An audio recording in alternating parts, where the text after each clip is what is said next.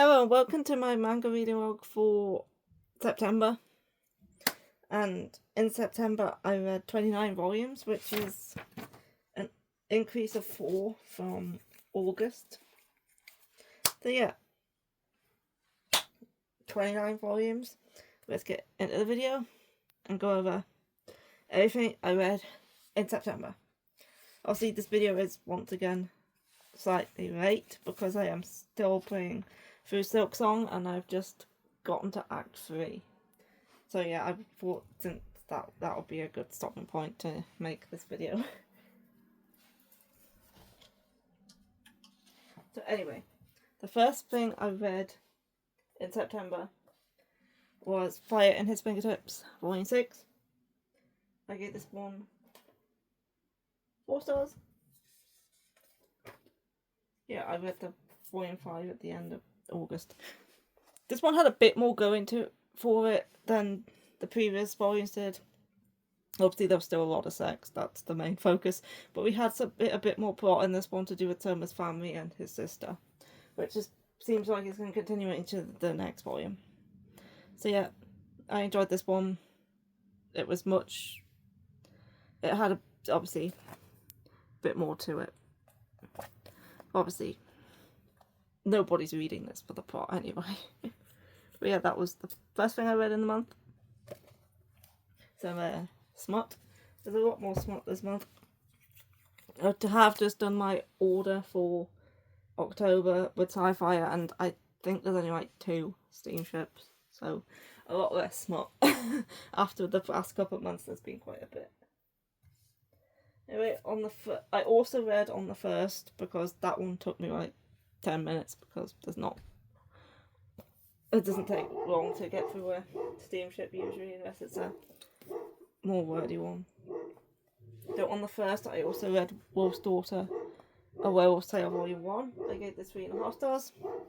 This is a new, well, I think there's a couple volumes out now, I'm quite behind with releases.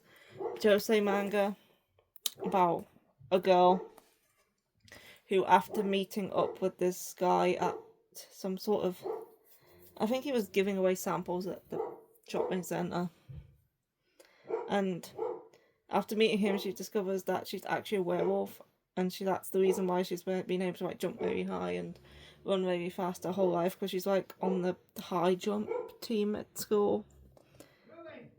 Yes, he kind of tells her about her origins as a werewolf, and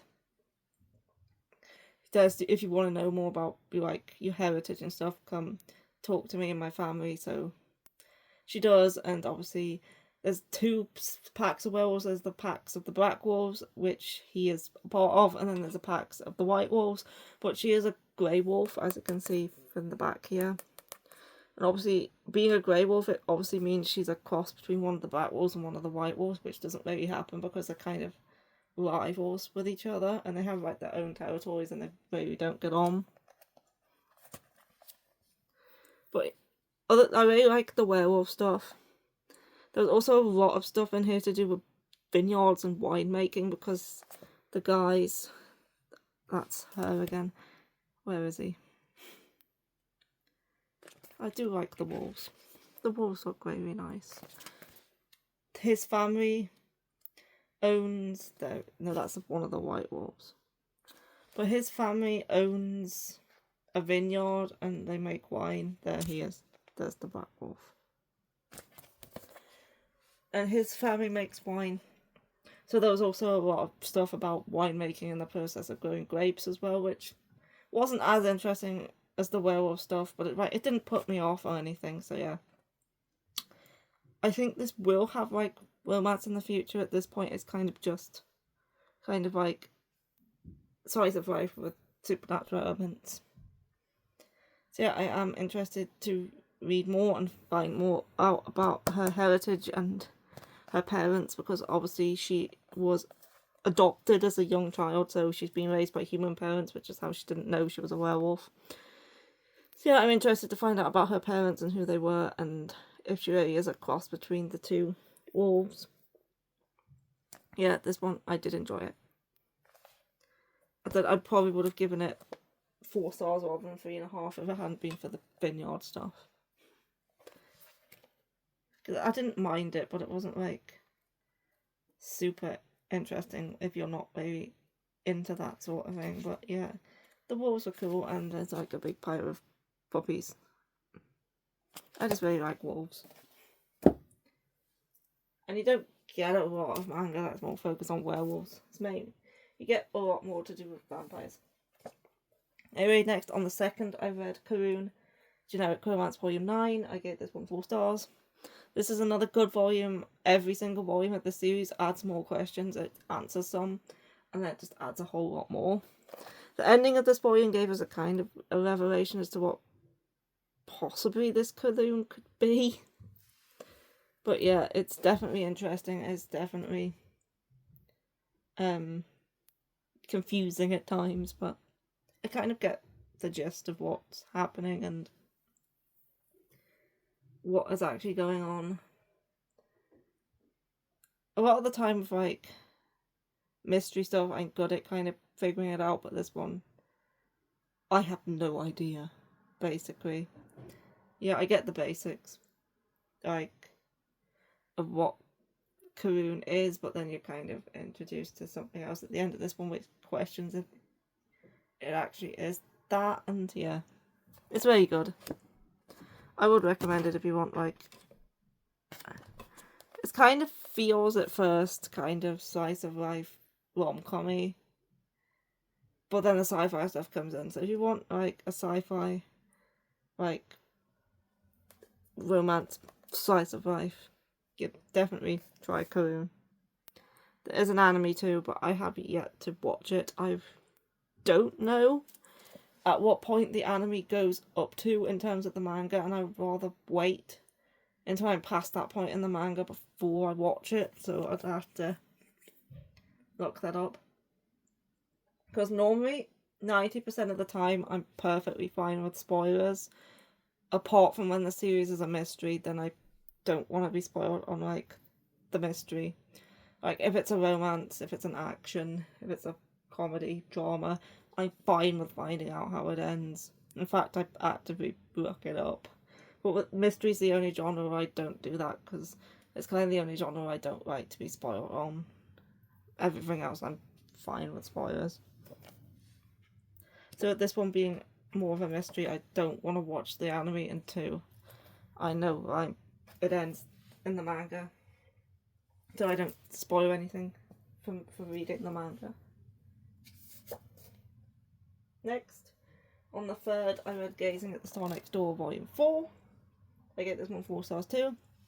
This volume had quite a bit of drama. This series always has quite a bit of drama, but yeah, there was extra drama in this one, which I'm perfectly fine with.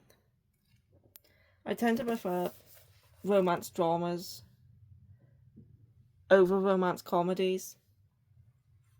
I just tend to prefer the drama over the comedy. Like,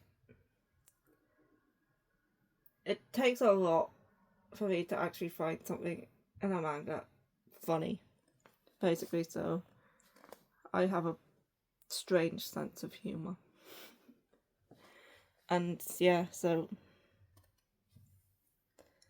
if it's like a comedy, apart from like if it's like a dirty comedy, then I'll find it funny. But otherwise, I don't tend to, so I tend to prefer the dramas over the comedies.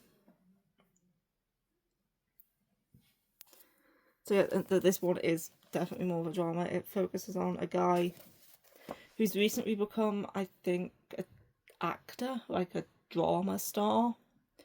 And his neighbour, who was his childhood friend, has had a crush on him since she was little, but she now sees him as being out of her reach because he's now in the public eye, he's now famous. And obviously with famous people in Japan, their fans really don't like them to be in relationships. So it's kind of about that, and it is very good. And I did really like this volume.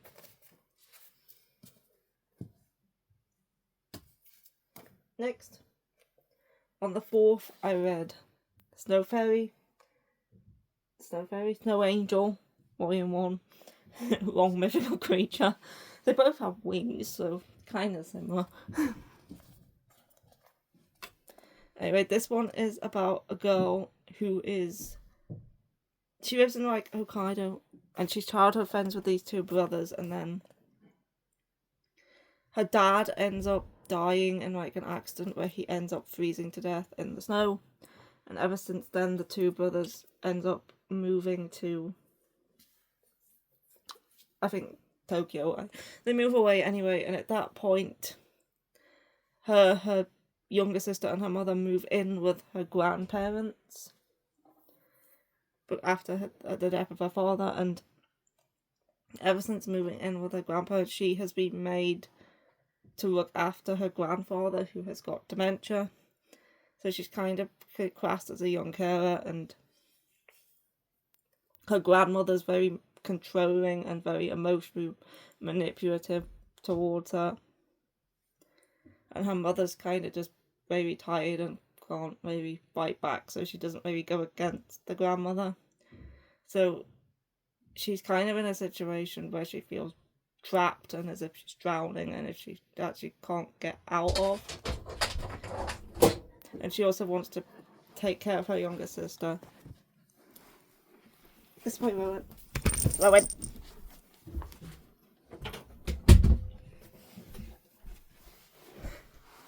And make sure that her younger sister doesn't get the responsibility shoved onto her, what she currently has on herself.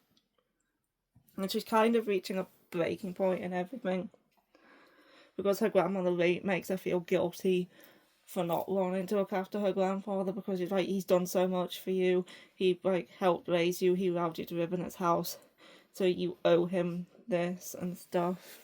And then just as she's reaching her breaking point, her two childhood friends move back to Hokkaido, and they kind of help her see the reality of her situation and how it's not normal to be trapped like that, and then they kind of help her get out of that situation. So this one's definitely a heavy drama series. It's only 4 volumes long, and I really like this first one that I gave it 4 stars. And I'm really looking forward to seeing how things go in the second volume, and whether she manages to actually like get out of the situation or not. And yeah, it's definitely an interesting one. If you especially if you like hard-hitting dramas, this one will be for you. It's very good. Now the next one I read, this one took me 2 days to get through, because this one was so wordy. And so over the course of the 5th and the 6th, I read My Contract with the Apothecary Monster, Volume 1. I gave this one 3 stars. This one was like, this first volume was like one big info dump. It starts out with this girl who kind of ends up in another world via walking through a forest. She's kind of taken to this like fairy tale type world. The reason I got this because of the artwork. The artwork is very nice, but after entering this world, she realizes that she has this ability where she can make, I've forgotten what she's called, a songbearer, and songbearers make contracts with monsters in order to help out like the kingdom and stuff. And a monster, in exchange for making a contract with one of these songbearers, eats away at their life force. So every time they grant one of their monsters' wishes in exchange for their monster's help, that some of their life force is drained. And there's like countries that are like at war with each other, who are all searching for this one like object. And because she's the main songbearer in this country who was chosen by some sort of like oracle, she now has to search for that too.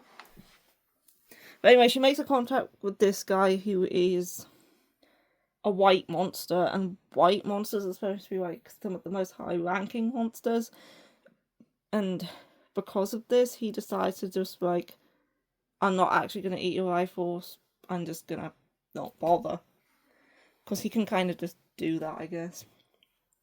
So yeah, they form a contact with each other, and now they're going to go on this search. Like, this first volume, it was all like world building and info dumping. the first 3 chapters especially was one chapter went over all the information about the monsters, one over all the information about the world and the kingdoms and the like people in power and all that, and it just felt really, really info dumpy. The last 2 chapters were a little bit better. There's all this just explaining things. The majority of this volume was just explaining things. Though this volume was okay, but as I said, it's a lot of just explaining everything. But now we've got all the explanations about everything out of the way. I'm hoping volume 2 will actually get more into the plot and actually doing something, rather than just explaining how this world works for like an entire volume. Yeah, this definitely isn't the best thing I read, but I said it wasn't terrible, and I did really like the art. And I will be willing to give it at least one more volume to see if it actually gets going now everything has been explained. So yeah. It felt like reading a lore book at times, because there was just so much information being told throughout this first volume. All this explanations about different things. So yeah, if you like the sound of it, give it a try. Just be warned, it is very, very info dumpy, at least this first volume, and I'm gonna say I'll give the second one a go. If it's much the same, I probably will not be continuing. If it's like, as I say, gets more into the story and less in just explaining everything, I will probably continue it. Because I did find the characters to be quite interesting when they were actually doing something besides sitting in a room talking about the state of the kingdom. Next, on the 7th, I read volume 13 of Spy Family. I gave this one 4 stars. I really like Spy Family, especially the Anya chapters. The Anya chapters are always my favourite. So yeah, I really liked the chapters with Anya trying to where Damien is trying to thank her, and he's trying to think of a way to do that without his friends finding out. And the chapters with the old man, I really like the chapters with the old man. And yeah, there was one line that the old man said, because he's kind of going a bit senile, and he says really, really random things at times, and some of them could be quite amusing. See, Spy Family is one of the series where I do quite like the comedy at times, not all of it. And the only bits I were keen on was the Yuri focus chapter, because Yuri is definitely not one of my favourite characters. What was it with that? It was something about being in the bath. He's trying to teach Anya about languages, I think, or history. Anyway, they're an old couple, and they recently moved in next door. There's a chapter where he can't remember where he lives, and they have to help him get home. But then there's another chapter where he's teaching Anya something, he's tutoring Anya in something, and there's something he says, it's something to do with being in the bath.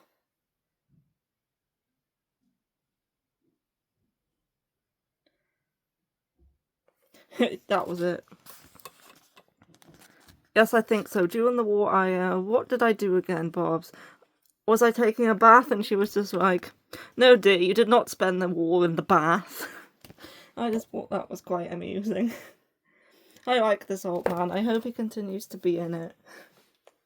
He's definitely one of my new favourite characters. Let's say I still very enjoy Spy Family. Apart from the Yuri bits are not my favourite, but in this chapter, there's the old man again. This volume did contain quite a few Yuri focused chapters, but I enjoyed the rest of it. And there was one where they tried to make Bond into a giraffe as well, which tried to make him look like a giraffe by flattening the hair on his neck. I just thought it looked quite funny as well. Yeah, I like Spy Family. And on the 8th, I read Tsubaki Chororo Planet 10. I gave this one 4 stars as well. This one was like, I think this one like kind of ended the kind of arc from the previous one with the new editor. And now we're going to be going into, I think by the end, I kind of can guess what the next one is going to be about by the way this one ended. But yeah, I think this kind of ended that arc with his temporary editor. And yeah, I enjoyed this volume. I think there's 4 left. I think it's 14 in total. Yeah, not much more to say about it. I just enjoyed it. Which is more than I can say for this next one. This is probably the worst thing I had this month. And it took me 2 days. So over the course of the 9th and the 10th, I read Blood Night Market, and I gave this 2 stars. This just felt so messy and so all over the place. And it was confusing at times, not because like the plot was supposed to be confusing, but more so just the way it was presented. So this one it's by an author who usually writes BL, but this is not a BL, this is just a seinen. We're in this world where we have vampires, and we have people, and there's this organization, and there's this like night market. And there's night markets where vampires go to buy blood from humans and drink it, and different humans have different levels of blood tastes and stuff, and the ones who like to taste like shit basically join this organization which kind of priests the vampires and make sure they don't like do anything illegal. And he's in this organization and he patrols this night market, and he is a vampire, and they randomly start working together because he decides to join the organization for some reason, and he just deals with vampires. But the vampires are kind of weird in this, as in one of them turns into a pterodactyl. That's a vampire. And then they start out looking human, but they have like, sometimes they transform into animals, or sometimes there's this one's a frog, or sometimes they just have tendrils and stuff that come out of their mouths. But yeah, this guy's just like got this massive tongue with a sting on the end of it. So yeah, this plot was kind of confusing with like, and then this guy's got giant things coming out of his back. It was going over like the backstories and the dude's motivation, but then it kind of just jumped around a bit, and the story wasn't great. Yeah, it just felt kind of messy, and it's only a 3-volume long series, but I don't think I'm going to be reading any more of this one. It wasn't for me. Somebody out there will probably enjoy this, but it's not for me. So yeah, this one will probably end up going on Vinted or somewhere. I won't be keeping it anyway, it was not good. In fact, I'm not even going to put it back in the pile, I'm going to put it over there. Over there. And then I can just put it on Vinted or something. On the 11th, I didn't read anything at all. Is that... No... That's not the day I went to Manchester. I don't remember why I didn't read anything on the 11th, but it might have been the day when the Cyrus card came out, the event one that happened this month. It was probably that. Most likely that's what it usually is. Either Love and Deed Space, Silk Song, or I went somewhere, so it was probably to do with Cyrus anyway. Anyway, on the 12th, I read Medalist Volume 6. I get this 4 stars. I really liked this volume. This one continued the competition from the previous volume. We got to see in Hori's turn. Obviously, I won't spoil anything about who won or what placements they all got, but yeah. You got to see her in the competition. Then we had some stuff between Tsukasa and Junior Daka, we had some interactions between them, and then I think the last part is them training for the next competition, or they're just training. They're either just having like a training session, or I don't think, yeah. They are training for the next competition, but it's not like official training. It's like just normal training. So yeah, this is another good volume. I really like Medalist. And I think, no, I didn't order 7. I think there's at least 12 out, to be honest, but I'm quite behind with most things. I have a book in which I write down release dates that come out every month, and I fell so far behind that I'm only just now getting the stuff that came out in March. So I'm like way behind in terms of release dates. So if it came out before March, I'll be up to date, but anything that came out after March, I won't be up to date with. Apart from sometimes I'll get new volume 1s that came out in later months because they sound good. But when it comes to continuing series like that, I tend to just get them ones that came out in the month that I'm currently buying from. And yeah, I used to be up to date, but I just fell behind constantly. So yeah, I'm not up to date with anything really, apart from stuff that's very slow releasing or things like that. So yeah, on the 13th, I read Cheeky Brat 13. This one I gave 4 stars too. This one had some entrance exams. And then there was more basketball. Yeah. I liked it. I enjoyed Cheeky Brat. This was like a typical volume with the like basketball, the relationship dynamic between these two, yeah. I don't really have much to say about it, because with these romance series, I don't tend to have much to say about them, but I do really enjoy them, which is why I read them. It's just, I like this volume. I like most volumes of Cheeky Brat. I don't like the love triangle though, that's annoying. And on the 14th, I read The Emperor's Caretaker Volume 2. I gave this one 4 stars.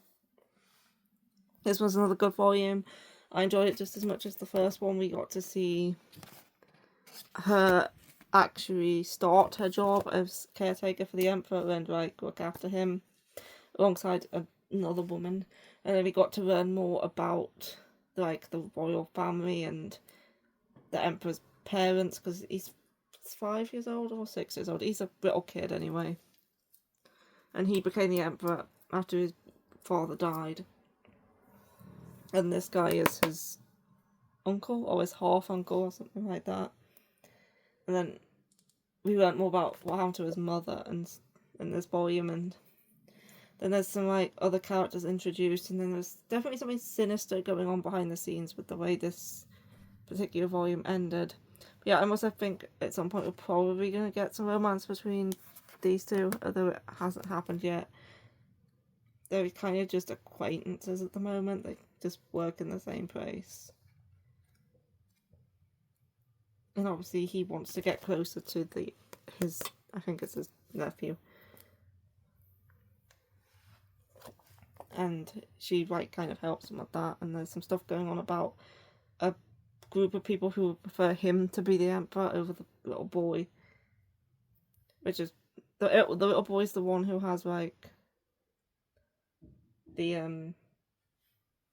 the Emperor's son, so he's like next in line, so he's the one who technically should be Emperor, but it's understandable that some people don't want a 6-year-old to be Emperor and would prefer this guy to be Emperor. He would probably make a good Emperor. He's a nice guy.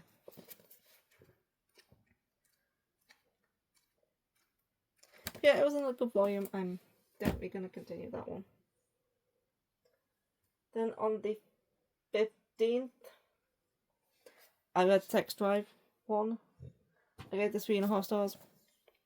The relationship did feel a bit rushed in this one, but that's understandable. It's a steamship. You want to get straight to the business with these type of things. But yeah, there is this one's completed 2 volumes, but volume 2 is a different couple, so they kind of had to finish this couple story in 1 volume, so I understand why it felt a bit rushed. As I said, not people Rowan!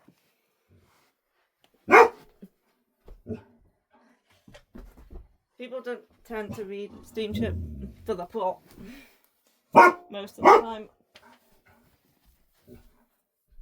I'm gonna close the curtains. Get down.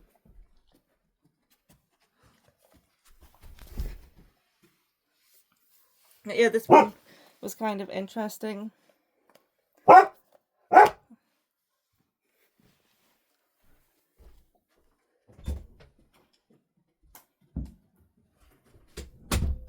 He saw a dog out the window and he insists on barking at everything. So yeah, this one is... In this world, there's like this sort of disease going around which turns women into Venas, which is someone who has like a heat, kind of like in a Megaverse, only this isn't a Megaverse.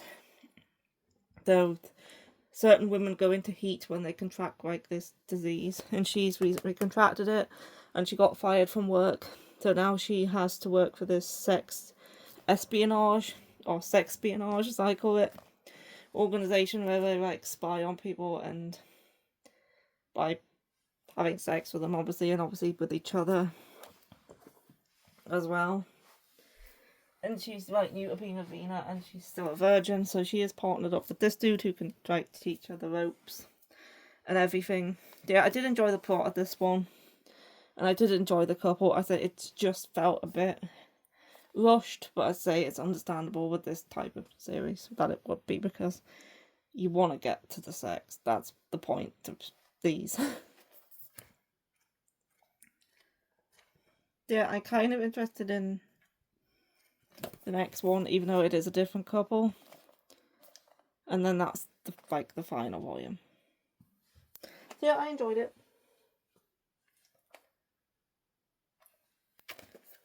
And next I read another steamship, and this one, where's it gone? I read this on the 15th as well. I read these both in one day because it doesn't take me long to read a steamship. This one got 4 stars. This one was cute. This one says Sexual Whispers Volume 1. This one, as you'd expect from the cover most likely, didn't have a lot of plot. But it was, the romance in this one was pretty cute. And yeah, I don't think it's going to be a very long one. But we have this woman who has a thing for voices. She likes deep, sultry voices. And when she first started at her current company, she talked to someone on the phone who worked at a different part of the company that had a very nice voice, and she fell instantly in love with this dude because of his voice, even though she doesn't even know what he looks like. She's never met him. She's just talked to him on the phone one time. And then this guy joins her apartment in the company, and she recognises him by his voice after they go out drinking together, and she's like, this is the dude I spoke to on the phone. This is my voice crush. And then they get drunk, and they end up doing stuff with each other. As you would expect, it's a steamship. And then they're like, well, we've already done it now, so want to go out with me? It's like, yeah, definitely, I really like your voice. And he's like, well, I'm glad that you like my voice. And then they kind of just have a cute relationship. And yeah, that's what this volume was. And I did enjoy it. Yeah, was this one uncensored? It definitely didn't have a lot of censorship, that's for sure. I don't know if it was completely uncensored. I can't seem to find a penis to check. But yeah, it was definitely graphic. Oh yeah, there is some censorship. There's just like whited out down there. But yeah, it was still definitely graphic. I did like that one. And then on the 16th, I read Don't Hold Back Lord Hades, and gave this one 3.5 stars. This is another steamship. I think this one's completed 2 or 3 volumes. But this is the same artist who did Guilty Smile, and I like her art style. This is Zeus on the back. This one is obviously Greek myth. It's a Hades and Persephone retelling, where in this one all the gods are kind of lazy and they don't want to do their jobs because they think, what's the point? So everyone up in Mount Olympus is like, the gods don't die, they also don't give birth because they're immortal, so they don't need to. And Persephone's a new goddess, and she's the first goddess that has been born in, like, and I don't mean born as in birthed by a woman, she just kind of popped into existence, as the gods do, apparently. And she's the first goddess who's been born in a while, so she's a very new goddess, and she actually wants to do her work, so she's this goddess of spring, so she tends to all the flowers. And also in this one, because in the actual Greek mythology, Persephone is the daughter of Demeter, who is another goddess, and obviously Hera is the wife of Zeus, and Hades, Poseidon, and Zeus are brothers, and the gods are all related to each other basically, but in this one the gods have absolutely no relation to each other whatsoever. So like none of them have any like relation. So Hades and Zeus aren't brothers, and Persephone didn't come from Hera, she just poofed into existence. So yeah, they removed all of the relationship between all the gods, so they're basically just no blood ties whatsoever. But anyway, Persephone wants to do her job. She wants to tend to the flowers, and every time one of the flowers dies, Hades comes to correct the dead flower, and then a new one blooms, and she kind of falls for Hades, and Hades gets struck with Cupid's arrow because Zeus gets annoyed at him over something. I can't remember what he gets annoyed at him at. And it acts like an aphrodisiac, and she sorts that out, and then they kind of get together. And steamship shenanigans ensue. This one is sensitive, but not to the point where you definitely could not tell what's going on, because you certainly can. It is very graphic. I can actually show this page, but look how cute the three-headed Cerberus is.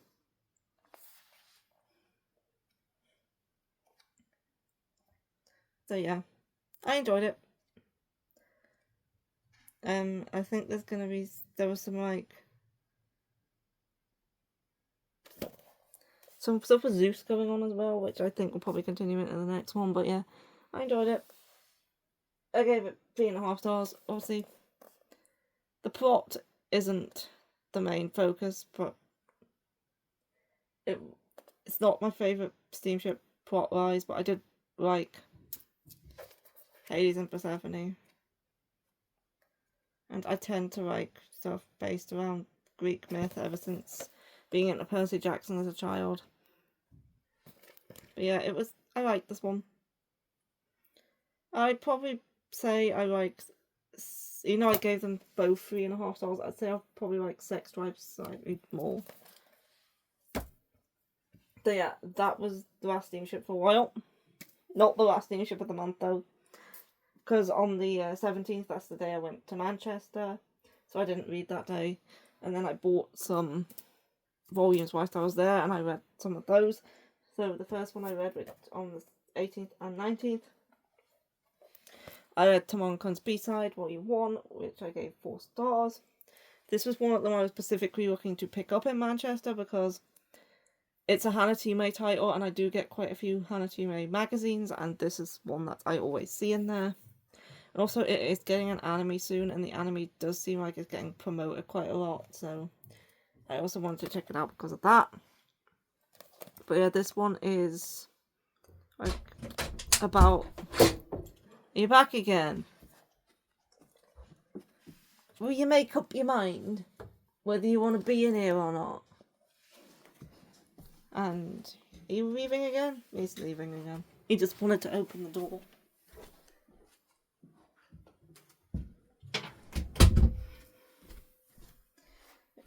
This one is like about an otaku who's like, she's like an idol otaku. She really likes like idols and J-pop singers, and her bias is this guy called Tamon, who is like the main member of a group called Face. I think they were called Face.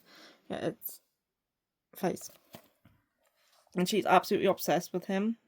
Like, she buys all his merch, she's constantly watching his concerts and his music videos and entering in a raffles to like win tickets and stuff.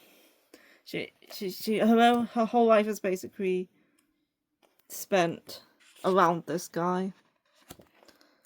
And she works part-time as a house cleaner, like a house. She does like I can't remember the term, but yeah, a housekeeper. She works as a housekeeper. And the person who normally does this job is on maternity leave, so she has to like take over. And then she gets to this house and it turns out to be Tamon's house. And she realizes that Tamon's stage presence, like the way he is on stage and in public and in front of all his fans, he's very flirty, he's very outgoing. He's quite just seems to come across as a bit of a player. But in actuality, he's actually very, very self-deprecating, and he doesn't really like himself, and he's basically a gloomy mess who likes to sit in the corner. And she finds out that this is Tamon, and she's like, it doesn't really bother her. She's still obsessed with him. I think she kind of sees the two as two separate people, at least at first, because she really doesn't like it when Tamon disses himself, because she says, you can't diss Tamon, and he kind of talks to him as if the other Tamon is a different person. But yeah, they're the same person. And she kind of starts helping him out because he wants to quit, because he doesn't think he's worthy of being an idol. So she kind of helps him out with that and starts to kind of become a sort of friend to him. Obviously, it's probably most likely going to become romantic some point further down the line, but at this point they're kind of just barely friends. But yeah, if you're into like sort of idols, J-pop, K-pop, stuff like that, you'll probably like this one. You might even relate to it if you're like the main character. I know my sister is a bit, so she would probably like this one. So yeah, I really enjoyed this first volume, and I definitely want to read more. I did want to pick up more than one, but they only had volumes 1 and 3 in Manchester. Travelling Man only had 1 and 3, and then Forbidden Planet only had 3. So I only got 1 because I don't like having gaps in the series, so I didn't want to pick up 3 as well, so I just got the first one. But I'll definitely be picking up volume 2 onward at some point.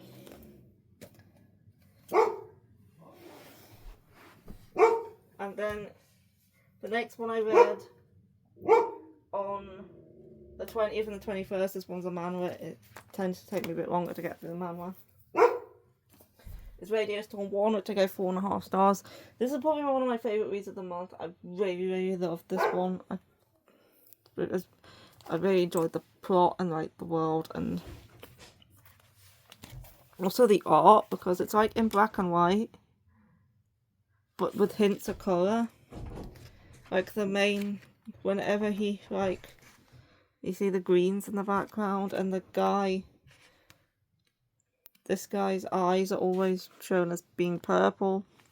When a new character is introduced, they tend to do this one's kind of, she's got gold eyes. Whenever new characters introduced, they tend to show them in colour as well.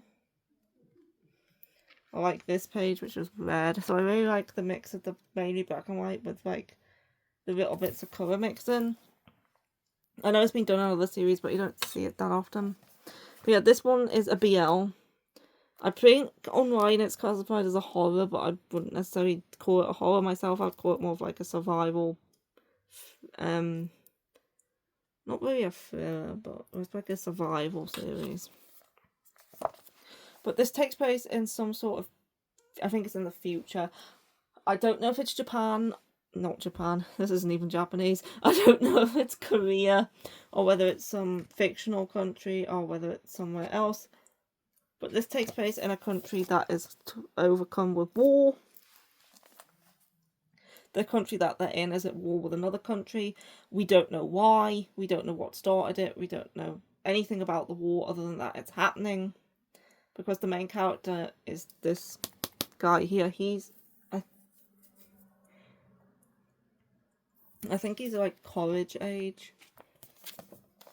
Because, so he said it near the beginning of the series, they were taught about the war, but he wasn't paying attention in that class, so therefore he has no idea what it's about, therefore us as readers have no idea what it's about.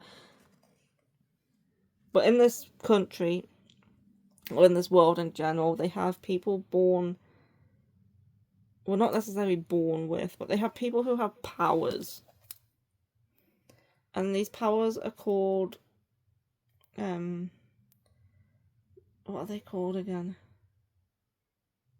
There's a name for these powers, but cores, I think they're called cores. They have cores, which is, and everyone who has a core, especially those people who have powerful cores, are sent to this like college or high school. I'm not sure if it's a high school or it's a college, but they're sent there, and they're given like the comforts, food, water, a place to sleep, anything that they could need, because obviously with this country being war torn, there's not a lot of safe spaces left, and a lot of people are living in poverty. And his family is one who was living in poverty. So if they have powers, they're sent to this school, and they said all these luxuries are exchanged for the fact that they will probably be called to war at some point, and they will be made to fight on the front lines. But you don't know whether they actually would be or not, because we yet to see a student at this school actually leave to go to war, or whether that's just something they say is going to happen. And so he's at this school, but his power is not very good. His power is that he can smell like plants. So he can unleash a scent that makes him smell like plants. And he also has like a very good sense of smell. But his power is considered not important because it wouldn't really help on the battlefield. But he's given a position at this school anyway, and we don't know why. Because normally someone with his powers wouldn't be. And he has a friend who's like a scientist. And they've recently discovered that there's this disease going around which turns people into like zombie-like states. They're not actually undead, they're not actually zombies. It just makes them very, very angry and lose control and become violent. And the people who have powers are immune to the disease. But there's also these people called Korras. And the people who have powers get their powers from these people who are called Korras. They somehow like give their energy over to cause the other person to have powers. It doesn't necessarily have to be someone they know. It could be a complete strangers, and most Korras don't realise that they're Korras because it's not like public knowledge. And they're like, if this Korra gets infected with this disease, it will also then infect the person with powers as well. And if the people with powers get infected, that wouldn't be good, because if they get violent and out of control, they would be harder to stop. And for some reason this guy is important, and I don't know why, because he seems to have an insignificant power. And he said, you're going to have to go out and find your Korra and bring him back here so he's safe, therefore you would be safe. So he's sent out on a journey to find his Korra. And that's kind of what this series is about. He doesn't take him very long to find his Korra, that's this dude here. But obviously his Korra doesn't know he's a Korra, he doesn't know much about the core users themselves, so he takes some convincing to like get him to believe him and stuff.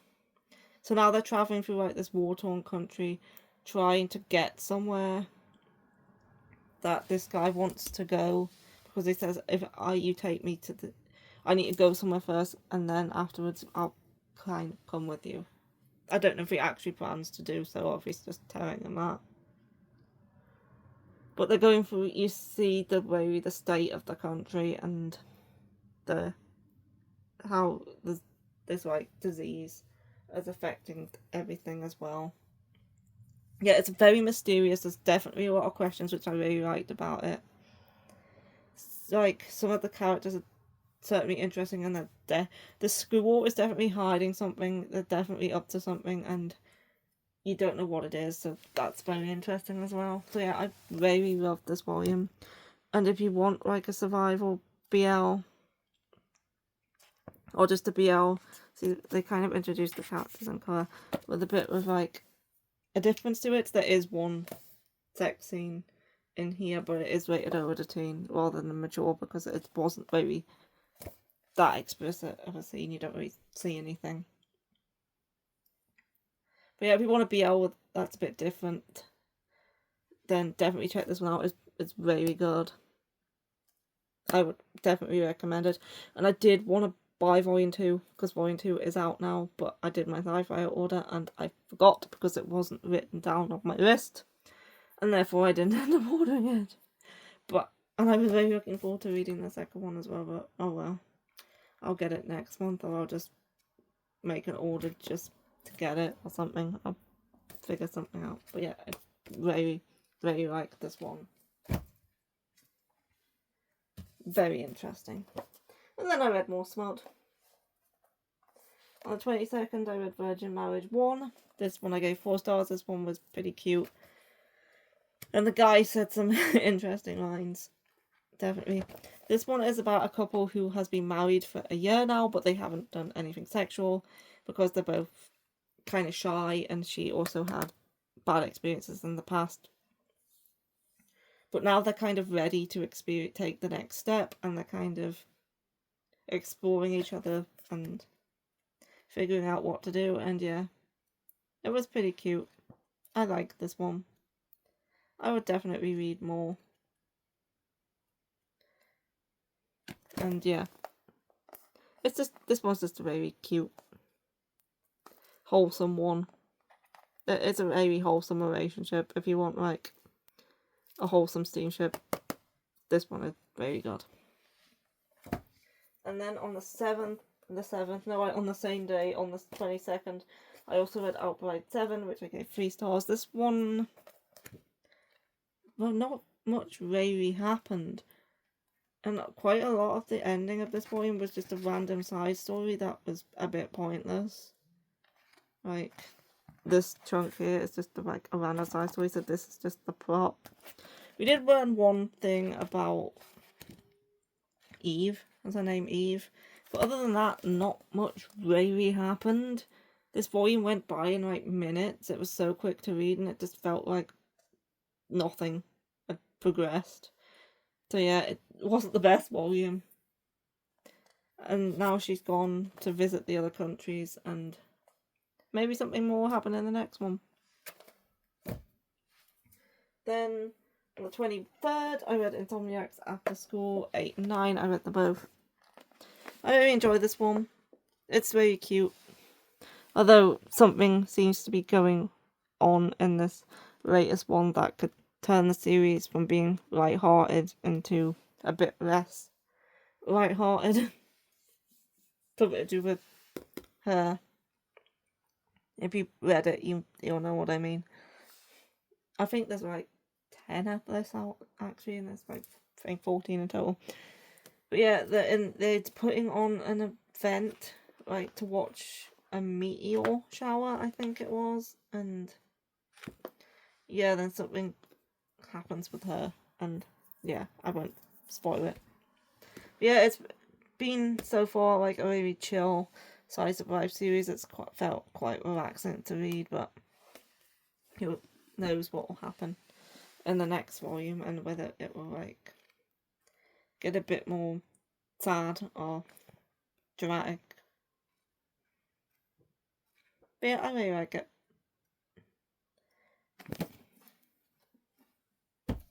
Next, On the 24th, I read Cherry Magic Volume 13.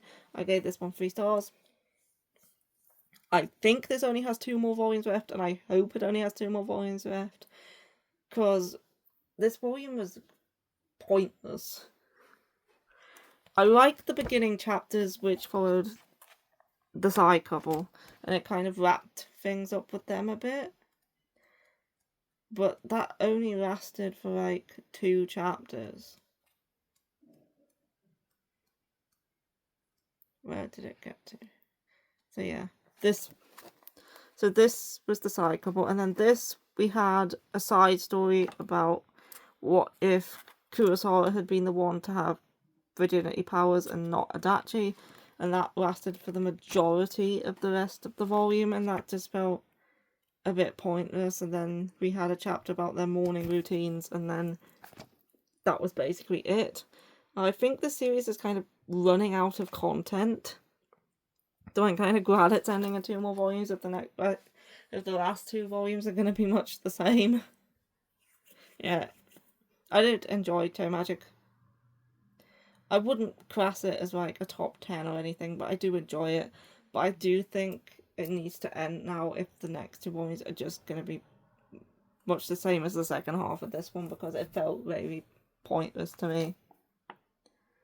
So yeah, I gave it 3 stars, and because I did really enjoy the stuff with the side couple, but I didn't really that much enjoy the rest of the volume.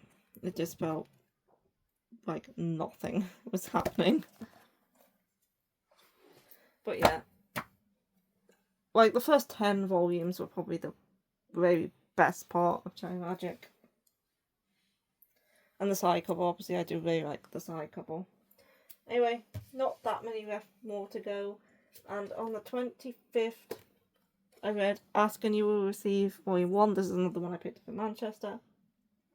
I gave this one 4 stars. I really like this one. This one's about this guy. He's kind of a player. He frequents this gay bar, and he like hits up men and stuff. But when he's at work, he has to pretend to be like this frumpy, unassuming dude who's just in the background. Kind of, his nickname is Ninja because he kind of, it's 1 minute he's there, 1 minute he's gone. And at work, he has this colleague who's like, he kind of described as being like God's gift to mankind, because he thinks so highly of himself, and he's like kind of up himself, and he thinks he's like one of the most handsome men in the world, and that any woman ever could fall for him. And then he happened to be having a chat with his friend at one point, and he's like, you can tell how popular a man is when other men are even interested in them. So now he's like, okay, now I really I need to prove that I really am the most attractive man alive, and I'm going to have to get a man to fall for me. So he starts going to this gay bar, which happens to be the same one that he goes to, and he starts trying to catch men's attention and to prove that he is attractive to absolutely everyone. And the only person whose attention he can't seem to get is this guy, because obviously he knows him from work and he knows what he's actually like. And he doesn't want him to find out his real identity, because obviously he looks completely different, so he doesn't recognise it's him. And so now he's frustrated, being like, why can't I get this guy to like me like I can every other person? And it just annoys him more and more, until eventually this guy's like, you know what, I want my bar back. I'm going to teach him a lesson. I'm going to take him home, and then hopefully he'll just stop coming. But then it just kind of makes him more determined to like win him over. And I did quite like their relationship, and I liked seeing him kind of get brought down a peg. But yeah, I'm definitely looking forward to reading more, because I did really enjoy this one, and definitely want to read the next one. And I did end up really liking the relationship, even though I wasn't really keen on the blonde dude at first. He did grow on me throughout the course of the volume. And next, I read on the 26th, the Ayakashi Hunter's Tainted Bride 3. I gave this one 4 stars too. I really like the series. It feels very My Happy Marriage. And I like this volume too, and I really liked seeing the Clan, her ex-boyfriend, ex-fiance, and his wife get what they deserve. That was definitely very, like, interesting to read, and it felt good watching them get what they deserve, basically. So yeah, I really liked. Satisfying. That's the word I was looking for. Seeing it felt satisfying. Yeah, and again, I really like this one. Am I interested to see what the next one is going to be like now that we've kind of settled everything with that clan? And it's obviously going to be something to do with his mother. So I'm interested to see how that turns out. Yeah, really like this one. Very good supernatural historical romance. I think it's historical. It doesn't seem modern day-ish, but I could be wrong. Not many more left to go now. On the 27th and the 28th, I read At Your Service in Another World 1 and 2. And I gave these 4 stars each. I did quite enjoy this one. This takes place in a fantasy world. Obviously, it is an isekai. It didn't have to be an isekai.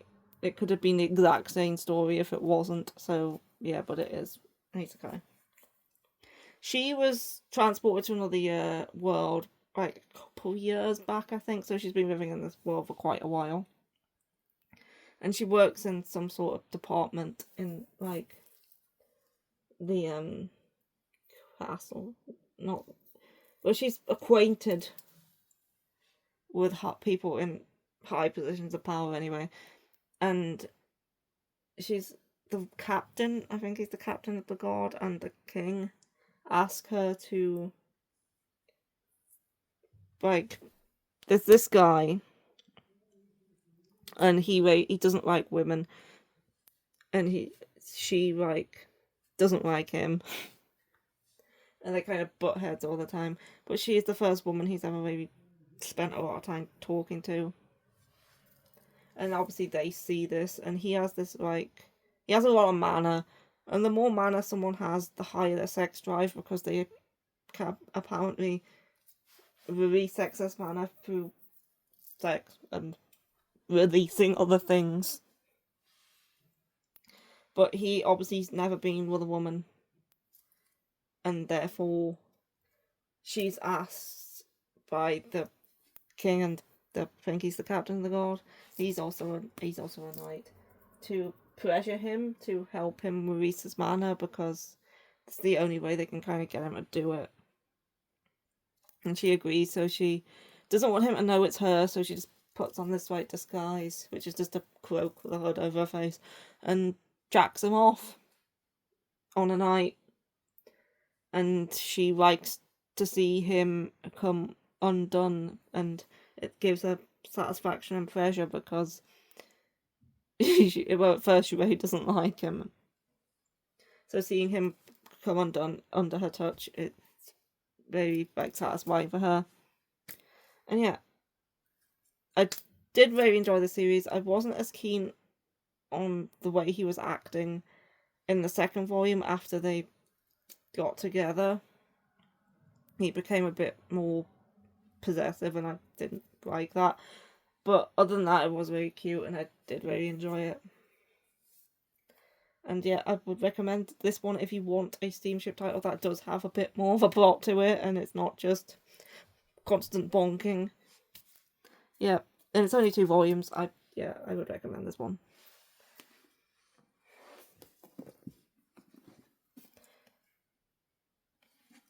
And there's 3 more to go. 2 of them are the same thing.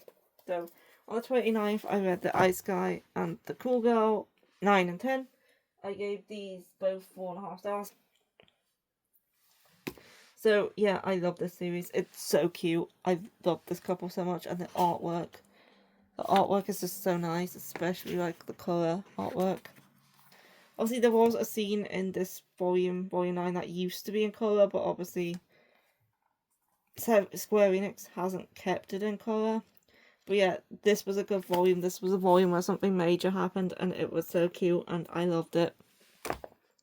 And then this volume was too.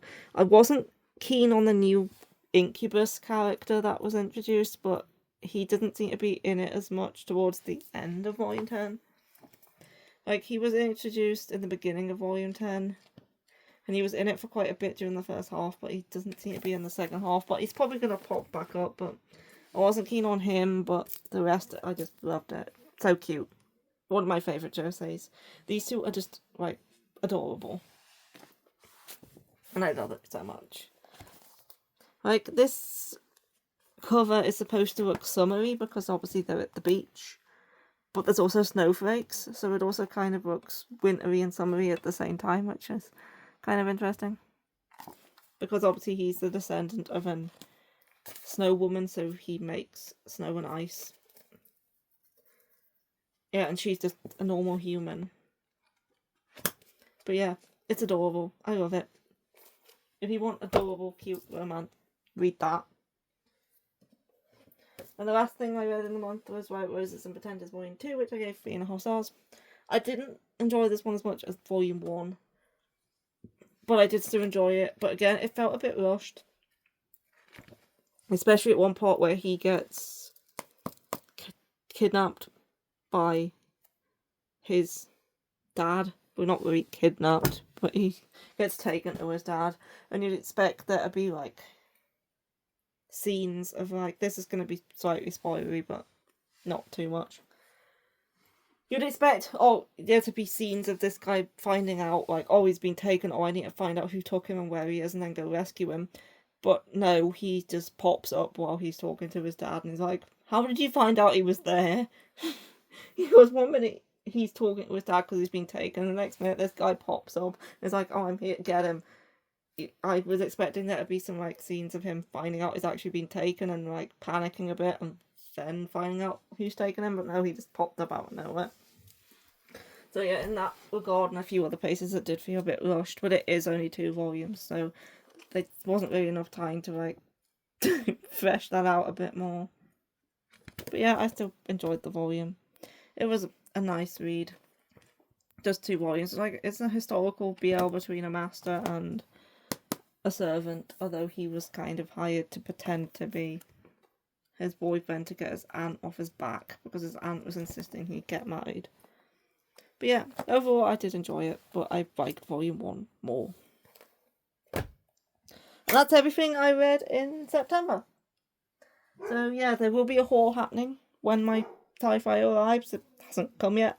I only just ordered it on Saturday, so it's probably going to be like another week yet before that happens. But I also have an updated correction tour, which I do one every October. So that's coming up. I'll probably try to get it done on the 17th. That's the day I put it down for in my calendar, because last year I did on the 16th, so I thought 17th I think is a Friday, so yeah, I'll probably do it then. So yeah, look forward to that and the haul, and yeah, I hope you enjoyed the video, and I will see you for another one then. Bye bye.